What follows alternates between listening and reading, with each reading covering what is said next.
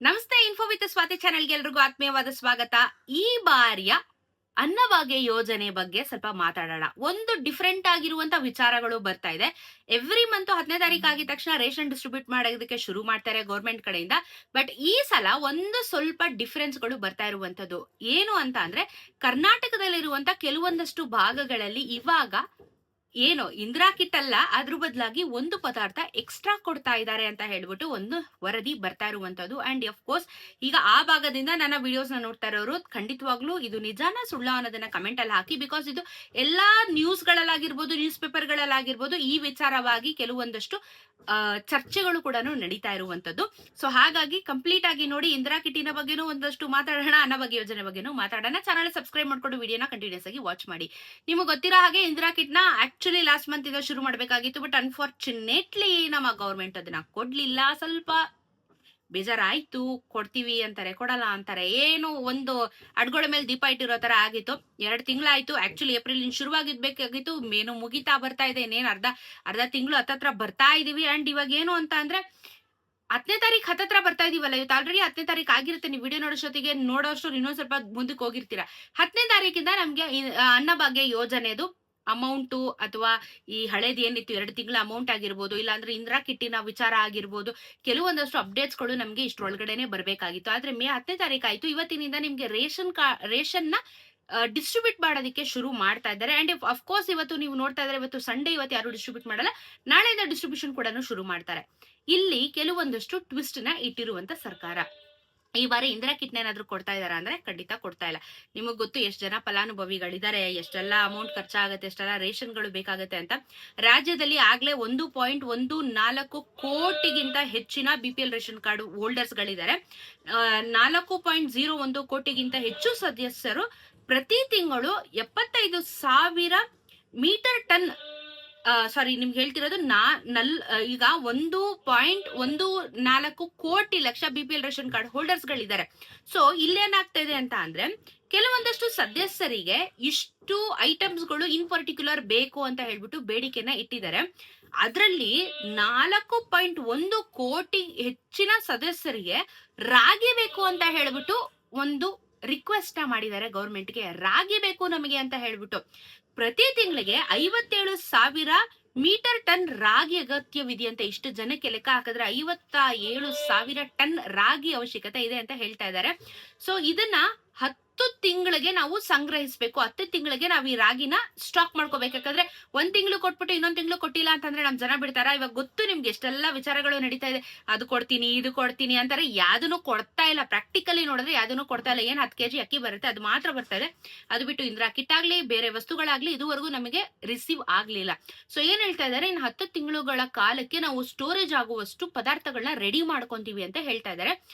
ಇದ್ರ ಜೊತೆಗೆ ಯಾವ ಭಾಗದಲ್ಲಿ ಕೊಡೋದಕ್ಕೆ ಇದನ್ನ ನಿರ್ಧಾರ ಮಾಡಿದ್ದಾರೆ, ಕರ್ನಾಟಕದಲ್ಲಿ ಎಲ್ಲಾ ಕಡೆ ಸಿಗತ್ತಾ ಅಂದ್ರೆ ಇಲ್ಲ, ಸಿಗಲ್ಲ. ಹಳೆಯ ಮೈಸೂರು ಭಾಗದವರಿಗೆ 2 kg ರಾಗಿನ ಕೊಡಬೇಕು ಅಂತ ನಿರ್ಧಾರ ಮಾಡಿದ್ದಾರೆ. ಯಾಕಂದ್ರೆ ಇದು ಮೈಸೂರು ಭಾಗದವರು, ಹಳೆಯ ಮೈಸೂರು ಭಾಗದವರು ರಿಕ್ವೆಸ್ಟ್ ಮಾಡಿದಾರಂತೆ, ನಮ್ಗೆ 2 kg ರಾಗಿ ಬೇಕು ಪ್ರತಿ ತಿಂಗಳಿಗೆ ಅಂತ ಹೇಳಿ. ಹಾಗೆ ಹೈದರಾಬಾದ್ ಕರ್ನಾಟಕ ಹಾಗೂ ಮುಂಬೈ ಕರ್ನಾಟಕದ ಭಾಗದ ಪಡಿತರ ಚೀಟಿದಾರರು ಯಾರು ನಮ್ಮ ಉತ್ತರ ಕರ್ನಾಟಕ, ಹುಬ್ಬಳ್ಳಿ, ಧಾರವಾಡ ಇದೆಲ್ಲ ಏನಾಗುತ್ತೆ ಹೈದರಾಬಾದ್ ಕರ್ನಾಟಕ ಅಂತ ಕನ್ಸಿಡರ್ ಮಾಡ್ತಾರೆ. ಇವರುಗಳಿಗೆ 2 kg ಜೋಳದ ಹಿಟ್ಟನ್ನ ನೀಡಬೇಕು ಅಂತ ಹೇಳ್ಬಿಟ್ಟು ನಿರ್ಧಾರನ ಮಾಡ್ತಾ ಇದ್ದಾರೆ. ಈ ಬೇರೆ ಯಾವ್ದೇ ಭಾಗಗಳು, ಬೆಂಗಳೂರು ಆಗಿರ್ಬೋದು, ಚಿಕ್ಕಬಳ್ಳಾಪುರ ಆಗಿರ್ಬೋದು, ಶಿವಮೊಗ್ಗ, ಚಿಕ್ಕಮಗಳೂರು, ನಿಮ್ಗೆ ಯಾರಿಗೂ ಸಿಗಲ್ಲ, ನಮ್ಗೆ ಯಾರಿಗೂ ಸಿಗಲ್ಲ. ಮೈಸೂರಲ್ಲಿರುವಂತಹ ಹಳೆಯ ಮೈಸೂರು ಭಾಗ, ಮತ್ತೆ ನಿಮ್ಗೆ ಕರ್ನಾಟಕ ಹೈದರಾಬಾದ್ ಅಂತ ಏನ್ ಕರಿತೀವಿ, ಕರ್ನಾಟಕ ಮುಂಬೈ ಅಂತ ಏನ್ ಕರಿತೀವಿ, ಬಾರ್ಡರ್ ಗಳಲ್ಲಿ ಇಂಥವ್ರಿಗೆ ಮಾತ್ರ 2 kg ಈ ಕಡೆ ರಾಗಿ, ಆ ಕಡೆ ಜೋಳದ ಹಿಟ್ಟಿನ ಕೊಡ್ಬೇಕು ಅಂತ ಹೇಳಿ ನಿರ್ಧಾರನ ಮಾಡಿದ್ದಾರೆ. ಹಾಗಾದ್ರೆ ಇದನ್ನ ಕೊಡೋದು ಯಾರಿಂದ ಇಸ್ಕೊಂತಾ ಇದ್ದಾರೆ, ಎಷ್ಟು ಫಂಡ್ ಇದಕ್ಕೆ ಅಂತ ಎತ್ತಿಟ್ಟಿದ್ದಾರೆ ಅಂದ್ರೆ, ರಾಗಿ ಮಾರಾಟ ಮಾಡಲು ಮೇ 15ನೇ ತಾರೀಕಿನ ಒಳಗೆ ರೈತರು ನೋಂದಾಯಿಸ್ಕೋಬೇಕಂತೆ. ನೀವುಗಳು ಇದಕ್ಕೆ ರಿಜಿಸ್ಟ್ರೇಷನ್ ಮಾಡ್ಕೋಬೇಕು. ಎಲ್ಲಿ ರಿಜಿಸ್ಟ್ರೇಷನ್ ಮಾಡ್ಕೋತೀರಾ, ಆಹಾರ ಇಲಾಖೆಗೆ ಹೋಗಿ ರಿಜಿಸ್ಟ್ರೇಷನ್ ಮಾಡ್ಕೋತೀರಾ. ಈಗ ಹೇಳೋದು, ನಿಮ್ದು ರಾಗಿ ಬೆಳೆ, ರಾಗಿ ಹಾಕಿದೀರಾ ನೀವು, ಸರಿನಾ? ರಾಗಿನ ನೀವು ಮಾರಬೇಕು ಅಂತಂದ್ರೆ ಗೌರ್ಮೆಂಟ್ಗೆ ಡೈರೆಕ್ಟ್ ಆಗಿ ಇವಾಗ ಮಾರ್ಬೋದು. ಯಾಕಂದ್ರೆ 10 ತಿಂಗಳ ಕಾಲ ನೀವು ರಾಗಿನ ಸ್ಟೋರೇಜ್ ಮಾಡ್ಕೋಬೇಕು ಅಂತಂದ್ರೆ ಅವ್ರಿಗೆ ಹೇಳಿದಾರಲ್ಲ 57 ಟನ್ ಬೇಕಾಗುತ್ತೆ ನಮ್ಗೆ ರಾಗಿ ಅಂತ ಹೇಳಿದ್ದಾರೆ. ಸೊ ರೈತರು ಡೈರೆಕ್ಟ್ ಆಗಿ ಗೌರ್ಮೆಂಟ್ಗೆ ಈ ರಾಗಿನ, ನೀವು ಬೆಳೆದಿರುವಂತ ರಾಗಿನ ಡೈರೆಕ್ಟ್ ಆಗಿ ಮಾರ್ಕೆಟ್ಗೆ ಮಾರ್ಕೋಬಹುದು. ಸೊ ಗೌರ್ಮೆಂಟ್ ಅಂಡರ್ ರಿಜಿಸ್ಟರ್ ಆಗಿರುತ್ತೆ, ಗೌರ್ಮೆಂಟ್ಗೆ ಹೋಗುತ್ತೆ, ಅದೇನಿದೆ ದುಡ್ಡು ನಿಮಗೆ ಕೊಡ್ತಾರೆ. ಸೊ 6 ಲಕ್ಷ ಮಿಲಿಮೀಟರ್ ಟನ್ ಅಧಿಕ ರಾಗಿ ಸಂಸ್ಕರಣೆ ಹಾಗೂ ಗುರಿ ಹೊಂದಿದೆ.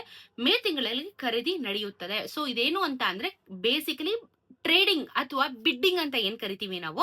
ಸೊ ಇವಾಗ ಯಾವ್ದೋ ಒಂದು ಗೌರ್ಮೆಂಟ್ ಯಾವ್ದೋ ಒಂದು ಬಂದಿದೆ, ಇವಾಗ ಏನ್ ಅಂಗನವಾಡಿ, ಓಕೆ ಇವಾಗ ಅಲ್ಲ ನಿಮ್ಗೆ ಇದು ಹೇಳ್ಬಿಡ್ತೀನಿ, ರೇಷನ್ ಡಿಪೋಗಳ ಬಗ್ಗೆ ಹೇಳ್ಬಿಡ್ತೀನಿ. ರೇಷನ್ ಡಿಪೋ ತೆಗಿಬೇಕು ಅಂತ ಅಂದ್ರೆ ಒಂದು ಟೆಂಡರ್ ಮುಖಾಂತರ ಹೋಗ್ಬೇಕಾಗತ್ತೆ, ಇಲ್ಲಾಂದ್ರೆ ಬಿಡ್ಡಿಂಗ್ ಮುಖಾಂತರ ಹೋಗ್ಬೇಕಾಗತ್ತೆ. ಅದೇ ರೀತಿ ರಾಗಿ ಖರೀದಿ ಮಾಡೋದಕ್ಕೂ ಈ ರೀತಿ ಒಂದು ಟೆಂಡರ್ ನ ಕರೀತಾ ಇದ್ದಾರೆ. ಮುಂದೆ ರಾಗಿನ ಕೊಡಬೇಕು, ನಾವು ಜೋಳದ ಹಿಟ್ಟನ್ನ ಕೊಡಬೇಕು ಅಂದ್ರೆ ಇಷ್ಟಿಷ್ಟು ಸಂಗ್ರಹಣೆ ಮಾಡ್ಕೋಬೇಕು ನಾವು, 10 ತಿಂಗಳ ಕಾಲಕ್ಕಾಗುವಷ್ಟು ಒಂದಷ್ಟು ನಾವು ಸ್ಟೋರೇಜ್ ನ ಮಾಡ್ಕೊಂಡು ನಂತರ ಕೊಡ್ತೀವಿ ಅನ್ನೋದಕ್ಕೆ ರೈತರು ಏನ್ ಮಾಡ್ಬೋದು, ನೀವು ಬೆಳೆದಿರುವಂತ ರಾಗಿನ ಡೈರೆಕ್ಟ್ ಆಗಿ ಆಹಾರ ಇಲಾಖೆಗೆ ರಿಜಿಸ್ಟರ್ ಮಾಡ್ಕೊಂಡ್ರೆ ಡೈರೆಕ್ಟ್ ಆಗಿ ಮಾರ್ಕೆಟ್ ನೀವು ಮಾರ್ಕೊಂಡ್ರೆ ಗೌರ್ಮೆಂಟ್ ಆ ದುಡ್ಡು ಏನಿದೆ ಅದನ್ನ ನಿಮಗೆ ಕೊಡತ್ತೆ, ಆ ರಾಗಿನ ಸ್ಟೋರೇಜ್ ಮಾಡ್ಕೊಂಡು ಜನರಿಗೆ ತಲುಪಿಸುತ್ತೆ. ಬಟ್ ಪಾಯಿಂಟ್ ಆಫ್ ವ್ಯೂನ ಅರ್ಥ ಮಾಡ್ಕೊಳ್ಳೋಣ. ರಾಗಿನ ಕೊಡ್ತೀರಾ, ಅದನ್ನ ಅವರು ಬೀಸಿ ರಾಗಿ ಹಿಟ್ಟಾಗಿ ಕೊಡ್ತಾರ, ಇಲ್ಲ ಅಂದ್ರೆ ಹಸಿ ರಾಗಿನ ಹಂಗೆ ಕೊಡ್ತಾರ. ಯಾಕಂದ್ರೆ ಇಲ್ಲಿ ರಾಗಿ ಹಿಟ್ಟು ಕೆಲವ್ರಿಗೆ ಬೇಕಾಗಿರುತ್ತೆ, ಕೆಲವ್ರಿಗೆ ಡೈರೆಕ್ಟ್ ಆಗಿ ರಾಗಿನೂ ಕೊಡ್ತಾರೆ. ಈಗ ನಾವು ಗೊತ್ತಿರೋ ಹಾಗೆ ರೇಷನ್ ಡಿಪೋಗಳಲ್ಲಿ ಗೋಧಿ ಕೊಡ್ತಾರೆ, ಕೆಲವೊಂದು ಕಡೆ ಗೋಧಿ ಹಿಟ್ಟನ್ನ ಕೊಡ್ತಾರೆ. ಅಂಡ್ ಇಲ್ಲಿ ಏನು ಅಂತ ಜೋಳದ ಹಿಟ್ಟು ಅಂತ ಕೂಡ ಮೆನ್ಷನ್ ಮಾಡಿದ್ದಾರೆ. ಜೋಳದ ಹಿಟ್ಟನ್ನ ನೀವು 10 ತಿಂಗಳ ಕಾಲ ಸ್ಟೋರೇಜ್ ಮಾಡಬಹುದಾ, ಹಾಳಾಗಲ್ವಾ ಅನ್ನೋದು ಒಂದು ಪ್ರಶ್ನೆ ಬರುತ್ತೆ. ರಾಗಿ ಹಿಟ್ಟನ್ನ ನೀವು ಸ್ಟೋರೇಜ್ ಮಾಡ್ತೀವಿ ಅಂದ್ರೆ ಖಂಡಿತ ಇಡಕ್ಕಾಗಲ್ಲ, ಯಾಕಂದ್ರೆ 1 ತಿಂಗಳ ಮೇಲೆ ರಾಗಿ ಹಿಟ್ಟನ್ನ ನೀವು ಸ್ಟೋರೇಜ್ ಮಾಡಿದ್ರೆ ಕಹಿ ಬರೋದಕ್ಕೆ ಶುರುವಾಗುತ್ತೆ.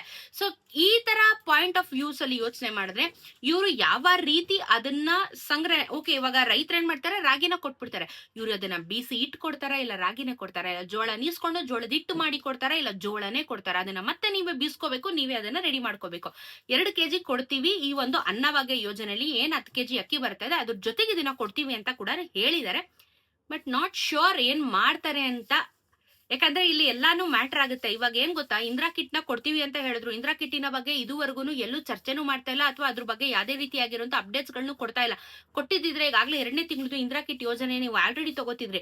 ಬಟ್ ಇವಾಗ ಸಡನ್ ಆಗಿ ಒಂದು ಟ್ವಿಸ್ಟ್ ನ ತಗೊಂಡು, ಇಲ್ಲ ನಾವು ರಾಗಿ ಮತ್ತೆ ಜೋಳದ ಹಿಟ್ಟನ್ನ ಕೊಡೋದಕ್ಕೆ ಪ್ರಿಪೇರ್ ಮಾಡ್ಕೋತಾ ಇದೀವಿ ಅಂತ. ಅದು ಏನು ಕೆಲವೊಂದಷ್ಟು ಭಾಗಗಳಿಗೆ ಮಾತ್ರ.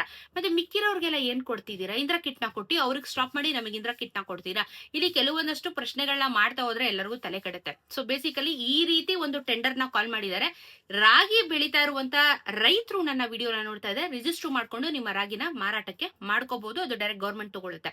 ಅಡ್ವಾಂಟೇಜ್ ಇದೆ ನೋಡ್ಕೊಳ್ಳಿ, ಬಟ್ ನಿಮ್ಗೆ ಕೆಜಿ ವರ್ಕೌಟ್ ಆಗುತ್ತೆ, ನಿಮ್ ಬೆಳೆಗೆ ನಿಮ್ಗೆ ಲಾಭ ಸಿಗುತ್ತೆ ಅಂದ್ರೆ ಅಫ್ಕೋರ್ಸ್ ಮಾಡ್ಕೊಳ್ಳಿ. ಸೊ ನೋಡಿ ನಿಮ್ಮ ಚಾಯ್ಸ್, ಅದು ಎಂಡ್ ಆಫ್ ದ ಡೇ ಏನ್ ಮಾಡ್ತೀರಾ ಅನ್ನೋದನ್ನ. ಸೊ ಇದ್ರ ಜೊತೆಗೆ ನಾವು ಇಂದಿರಾ ಕಿಟ್ಟಿನ ಬಗ್ಗೆ ಅಂತೂ ಹೇಳಾಯ್ತು, ಇನ್ನೂ ಬಂದಿಲ್ಲ, ಪ್ರೊಸೀಡ್ ಆಗಿಲ್ಲ. ಅಂಡ್ ನಿಮಗೆ ಸೋಮವಾರದಿಂದ ರೇಷನ್ಗಳು ಸಿಗೋದಕ್ಕೆ ಶುರು ಆಗುತ್ತೆ. ನಿಮಗೆ ಏನಿಲ್ಲ 10 kg ಅಕ್ಕಿನೇ ನಾರ್ಮಲ್ ಸಿಗುತ್ತೆ. ಬಟ್ ಈ ತಿಂಗಳಿಂದ ಇದು ಯಾವ್ದು ಸಿಗೋದಿಲ್ಲ. ಅಂದ್ರೆ ನಾನು ಏನ್ ಹೇಳ್ದೆ, ರಾಗಿ ಇದು ಜೋಳದ ಹಿಟ್ಟು ಅದು ಟೆಂಡರ್ ಕರೆದಿದ್ದಾರೆ. ಆ ಟೆಂಡರ್ ಕರೆದು ಕೈಗೆ ಸಿಕ್ಕಿ ಅದಾದ್ಮೇಲೆ ಅದು ಯಾವ ತಿಂಗಳಾದ್ಮೇಲೆ ಅದನ್ನ ಕೊಡ್ತಾರೋ ಗೊತ್ತಿಲ್ಲ ನನಗೆ. ಸದ್ಯಕ್ಕಂತೂ ಏನೋ ಹೊಸದಾಗಿ ಒಂದು ನ್ಯೂಸ್ ಅಂತೂ ಬಂದಿದೆ, ನಾವೇನೋ ಒಂದು ಇನಿಷಿಯೇಟ್ ಮಾಡ್ತಾ ಇದೀವಿ ಅಂತ. ಹೇಳಿರೋ ತರ ಇನಿಷಿಯೇಟ್ ಮಾಡ್ಲಿ ಅಂಡ್ ಎಲ್ಲ ಭಾಗಕ್ಕೂ ಸಮಾನವಾಗಿ ಕೊಡ್ಲಿ. ಯಾಕಂದ್ರೆ ಹೌದು, ಉತ್ತರ ಕರ್ನಾಟಕ ಸೈಡ್ ಅವರು ರಾಗಿ ಮುದ್ದೆ ತಿನ್ನಲ್ಲ, ಬಟ್ ನಮ್ಮ ಸೌತ್ ಕರ್ನಾಟಕ ನಾವೇನಿದೀವಿ ಕೆಳಗಡೆ, ನಾವೆಲ್ಲರೂ ರಾಗಿ ಮುದ್ದೆ ತಿಂತೀವಿ. ಸೊ ಜೋಳದ ಹಿಟ್ಟು ನಾವು ಜಾಸ್ತಿ ನಾವು ಕನ್ಸಂಪ್ಷನ್ ಮಾಡಲ್ಲ. ಅವರಿಗೆ ಓಕೆ, ಅವ್ರಿಗೆ ಜೋಳದ ಹಿಟ್ಟು ಕೊಡಿ, ನಮಗೆ ರಾಗಿ ಹಿಟ್ಟು ಎಲ್ಲರಿಗೂ ಸಮವಾಗಿ ಹಂಚಿ ಅನ್ನೋದು ನಮ್ಮ ಒಂದು ರಿಕ್ವೆಸ್ಟ್. ನಿಮ್ಗೆ ಏನೋ ಇದರ ಅನಿಸಿಕೆ ಅದನ್ನ ಕಮೆಂಟ್ ಅಲ್ಲಿ ತಿಳಿಸೋದನ್ನ ಮರಿಬೇಡಿ. ಸೊ ಸೋಮವಾರದಿಂದ ನಿಮ್ಗೆ ರೇಷನ್ ಸಿಗೋದಕ್ಕೆ ಶುರು ಆಗುತ್ತೆ, ಕಲೆಕ್ಟ್ ಮಾಡ್ಕೊಳ್ಳಿ. ಯಾಕಂದ್ರೆ ಮತ್ತೆ 15 ದಿನ ಆದ್ಮೇಲೆ ಮತ್ತೆ ಔಟ್ ಆಫ್ ಸ್ಟಾಕ್ ಅಂತ ಬೋರ್ಡ್ಗಳೆಲ್ಲ ಹಾಕೊಂಡ್ಬಿಡ್ತಾರೆ, ಫಸ್ಟೇ ಹೋಗಿ ಇಸ್ಕೊಂಡ್ ಬಂದ್ಬಿಡಿ. ಸೊ ಈ ತಿಂಗಳಲ್ಲೂ ಕೂಡ ಇಂದಿರಾ ಕಿಟ್ ನ ನಾವು ಎಕ್ಸ್ಪೆಕ್ಟ್ ಮಾಡೋದು ಬೇಡ, ಅಕ್ಕಿ ಇಸ್ಕೊಂಡು ಬನ್ನಿ. ಸರಿನಾ? ಏನೇ ಡೌಟ್ ಇದ್ರ ಕಾಮೆಂಟ್ ಅಲ್ಲಿ ತಿಳಿಸಿ. ಸಿಗೋಣ ಇನ್ನೊಂದಷ್ಟು ವಿಡಿಯೋಲಿ. ನಮಸ್ಕಾರ.